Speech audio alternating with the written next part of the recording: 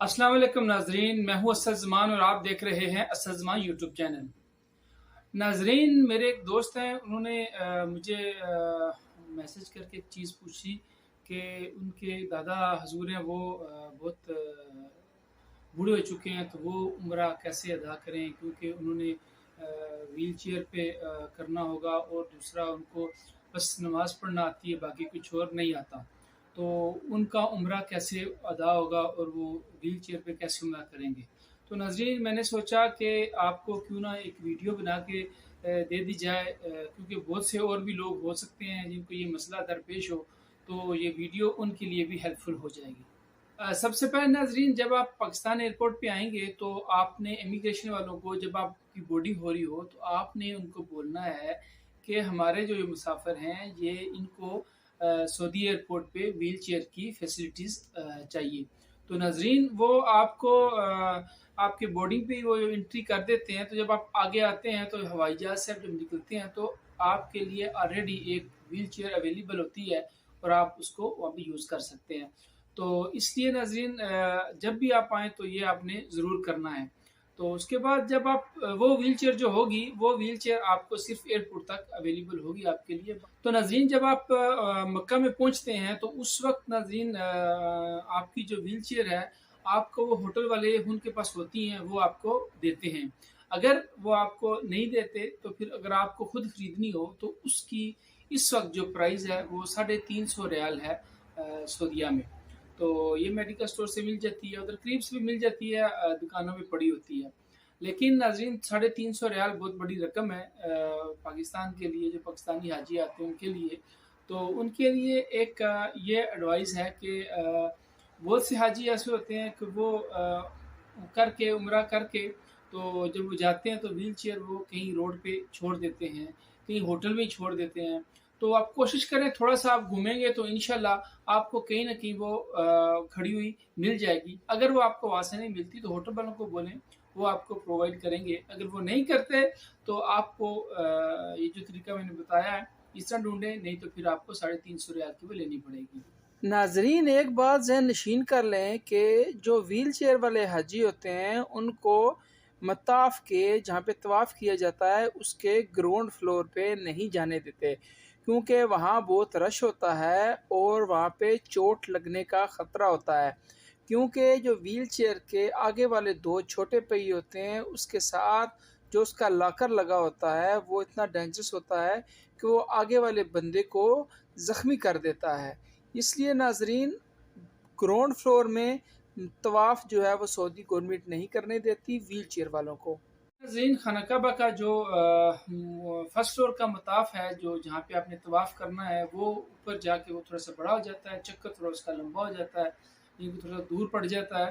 तो लेकिन इतना दूर नहीं पड़ता, घबराने की कोई ज़रूरत नहीं है। आप जिस भी हाजी को वो साथ लेके आ रहे हैं, ज़ाहिर बात है उनको कोई ना कोई तो साथ होगा जो व्हीलचेयर चला रहा होगा। अच्छा फ़र्श बना हुआ है, अच्छी टाइलें लगी हुई हैं, तो इसलिए वहाँ पे ये नहीं कि आपको ज़ोर लगाना पड़ेगा। तो वहाँ कोई इतना ज़ोर नहीं लगाना पड़ेगा, तो ईज़िली खुद ही चलती है व्हीलचेयर।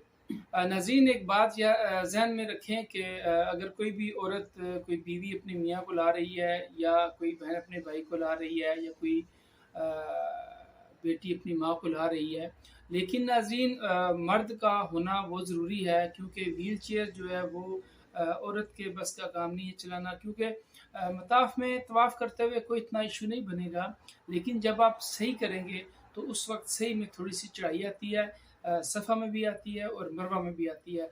तो वहाँ पे ठीक-ठाक ज़ोर लगता है, अगर मैनुअल आपके पास व्हीलचेयर हो तो।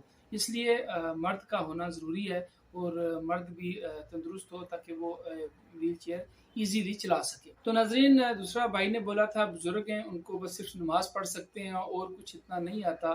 तो नाज़रीन, ऐसे अगर कोई हाजी हों, तो अगर वो ज़्यादा एज की वजह से कुछ याद नहीं कर सकते, तो उसके लिए कोई इतनी मुश्किल बात नहीं है, क्योंकि उम्रा एक अमल का नाम है, इसमें कोई चीज़ याद करना या पढ़ना वो फ़र्ज़ नहीं है। क्योंकि नाज़रीन, उम्रे में 2 फ़र्ज़ और 2 वाजिब हैं। फ़र्ज़ 2 ये हैं कि आपने मिकात से बाहर ihram बाँधना है, और दूसरा आपने काबतुल्लाह का तवाफ़ करना है। ये 2 उम्रे में फ़र्ज़ हैं। और काबतुल्लाह का तवाफ़ करने में सिर्फ एक शर्त है कि आपका वुज़ू होना चाहिए, बाकी आप तवाफ़ कर लेंगे किसी भी हालत में तो वो हो जाएगा। और इसके बाद दो वाजिब है नाज़रीन, एक सफ़ा मरवा की सही करना और दूसरा सर मंडवाना, ये दो वाजिब हैं। अगर आप ऑलमोस्ट देखें तो उम्रे में 4 रुकन ही हैं। पहला ये कि आपने एक ihram बांधना है, दूसरा आपने तवाफ़ करना है, तीसरा आपने सही करनी है सफ़ा मरवा की और चौथा आपने सर मंडवाना है। तो नाज़रीन ये 4 चीज़ें अगर आप कर लें तो आपका उम्रा हो जाएगा। इसमें आपको किसी चीज़ के पढ़ने पढ़ाने की कोई ज़रूरत नहीं पड़ेगी।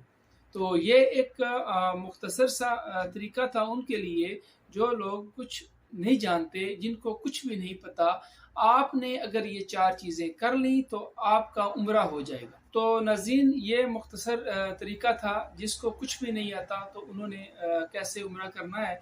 तो नाज़रीन आप मेरी अगर तफसील से देखना चाहते हैं कि उम्रे का तरीका क्या है तो मेरी एक वीडियो है, इससे पहले आप वो जाके देख सकते हैं।